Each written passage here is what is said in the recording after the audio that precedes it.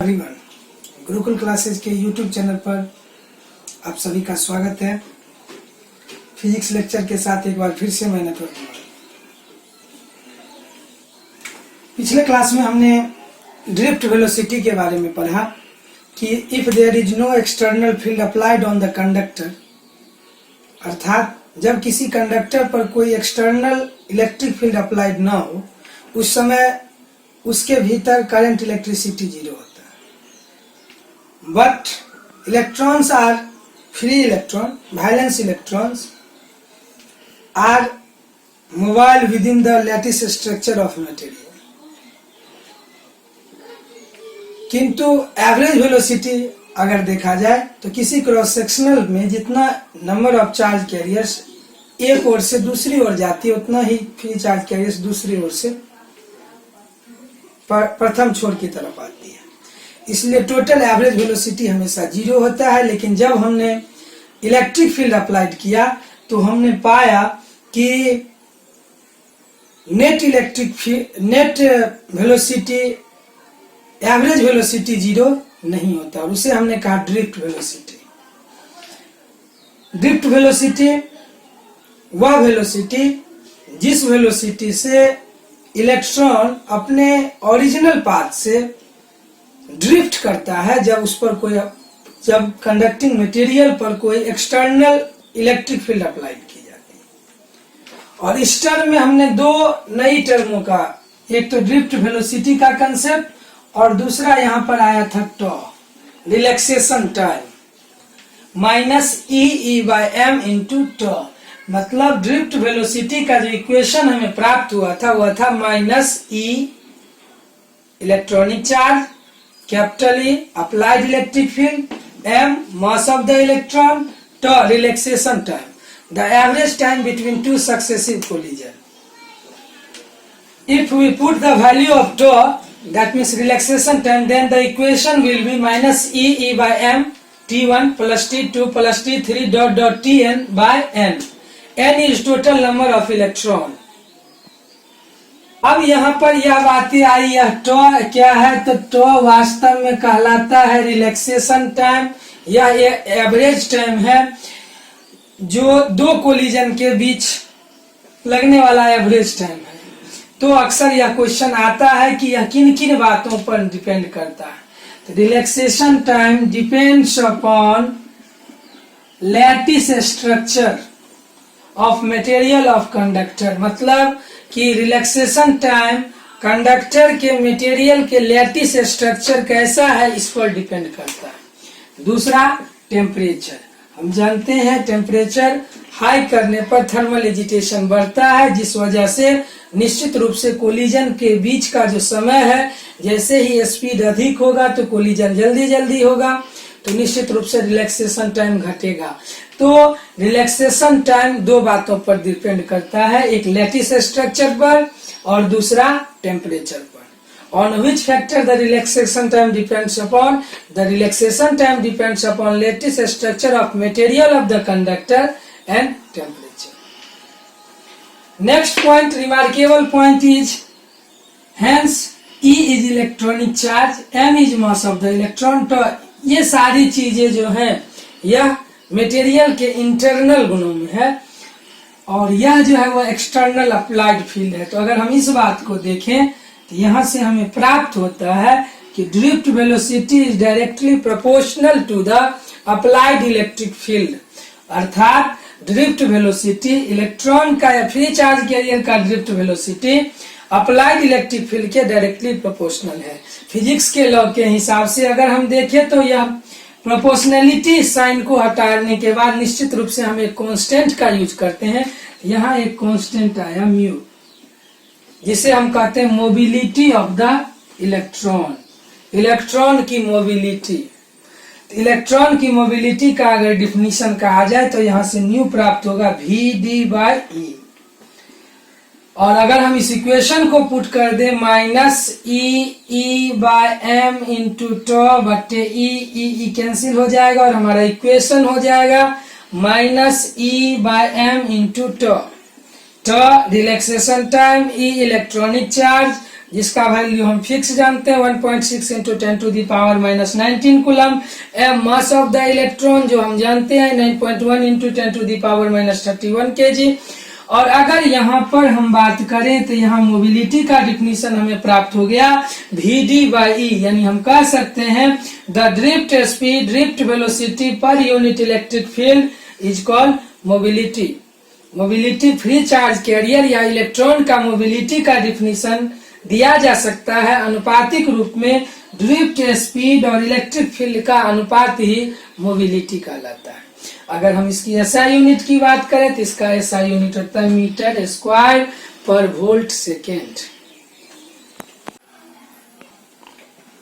पिछले 2 क्लास की अगर हम बात करें तो हमने पढ़ा करंट डेंसिटी, धारा घनत्व और ड्रिफ्ट वेलोसिटी। तो यहाँ से एक महत्वपूर्ण क्वेश्चन बनता है, what is the relation between drift velocity and current density. अर्थात ड्रिफ्ट वेलोसिटी और करंट डेंसिटी के बीच क्या संबंध है। ऐसा बोर्ड में 17 में यह क्वेश्चन भी आ चुका है, derive the relation between drift velocity and current density. अर्थात ड्रिफ्ट वेलोसिटी और करंट डेंसिटी के बीच संबंध स्थापित कीजिए। तो इसके लिए let us consider a conductor of length L with cross sectional area A। हम एक कंडक्टर का लेते हैं जिसका लेंथ L है और क्रॉस सेक्शनल एरिया A है। इसके भीतर इलेक्ट्रॉन मूव कर रहा है जिसका ड्रिफ्ट वेलोसिटी VD है और अप्लाइड इलेक्ट्रिक फील्ड E है। तो अगर हम यहाँ से नंबर डेंसिटी का डिफिनीशन पढ़े तो number density is defined as number of electron per unit volume. Number density is defined as number of electron per unit volume. Small n number density, capital N number of electron, V volume. Volume को हम लोग define करते हैं आयतन area गुने cross section. जैसे हम circle के सिलेंडर के लिए ही डिफाइन करते हैं तो सिलेंडर का बेस एरिया है πr² और उसका हाइट है h, तो πr² h। वॉल्यूम का कंसेप्ट है area cross sectional area into length. तो यहाँ से अगर हम देखें तो N/AL, तो यहाँ से अगर हम number of electron, if we know the number density of material then number of electron in a particular length region will be NAL। N is number density, A is cross sectional area, L is length. तो किसी खास particular length वाले reason में कितना electron होंगे इसकी संख्या हम नंबर डेंसिटी से निकाल सकते हैं। नंबर डेंसिटी गुने उसका क्रॉस सेक्शनल एरिया और प्रस्थ काट का क्षेत्रफल गुने लंबाई। अब अगर दूसरा हम कंसेप्ट देखें तो L इलेक्ट्रॉन अगर डेल्टी टाइम में एक छोर से दूसरे छोर तक जाती है तो उसके द्वारा तय की गई दूरी बराबर चाल गुने समय। उस हिसाब से यहाँ पे L बराबर हो जाएगा VD इंटू डेल टी। तो उस क्रॉस सेक्शनल एरिया में टोटल चार्ज कितने फ्लो करेंगे तो डेल Q बराबर क्वांटाइजेशन ऑफ चार्ज से NE number of electron into electronic charge. तो अगर यहाँ पर Q बराबर NE की हम बात करें तो N का मान हम यहाँ पे निकाले हुए हैं NaL। यहाँ पे अगर पुट कर देते हैं तो हमारा इक्वेशन हो जाएगा डेल Q बराबर NeAL। N number density, E electronic charge, A cross sectional area, L length. अब अगर हम डेल Q की बात करें तो L का भी इक्वेशन हम निकाले हुए हैं VD इंटू डेल T। अगर हम यहाँ L का मान पुट कर देते हैं तो हमारा इक्वेशन हो जाएगा NeAVD into del T। NeA और L का मान हम यहाँ डाले हैं VD into del T। NeA मान आया है, N का मान NeA। तो इसी तरह से हमारे किसी खास टोटल फ्री चार्ज कैरियर जो होंगे कंडक्टर के भीतर वो होगा, फ्री चार्ज कैरियर्स जो क्रॉस कर रहे होंगे वो होगा NeAVD इंटू डेल T।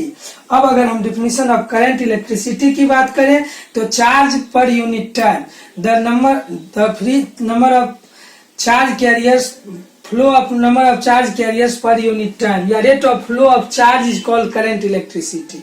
इस हिसाब से I बराबर del Q by del T। तो यहाँ पे हम डेल Q का मान अगर रखें तो NeAVD इंटू डेल T और डेल T कैंसिल हो जाएगा, यहाँ हो जाएगा इक्वेशन NeAVD। तो I is equal to NeAVD। चूंकि करंट में डायरेक्शन की हम बात, डायरेक्शन का बहुत ज्यादा महत्व नहीं है, इसलिए I बराबर होगा NeAVD। यहाँ से हम एक इक्वेशन हम निकाल रहे हैं करंट डेंसिटी का, लेकिन यहाँ से एक क्वेश्चन यह भी बनता है कि what is the relation between current electricity and drift velocity. The relation between current intensity and drift velocity will be I is equal to NeAVD. NeAVD हमें निकालना क्या था? हमें निकालना था करंट डेंसिटी। करंट डेंसिटी का परिभाषा हमने पढ़ा है J बराबर I बाय A।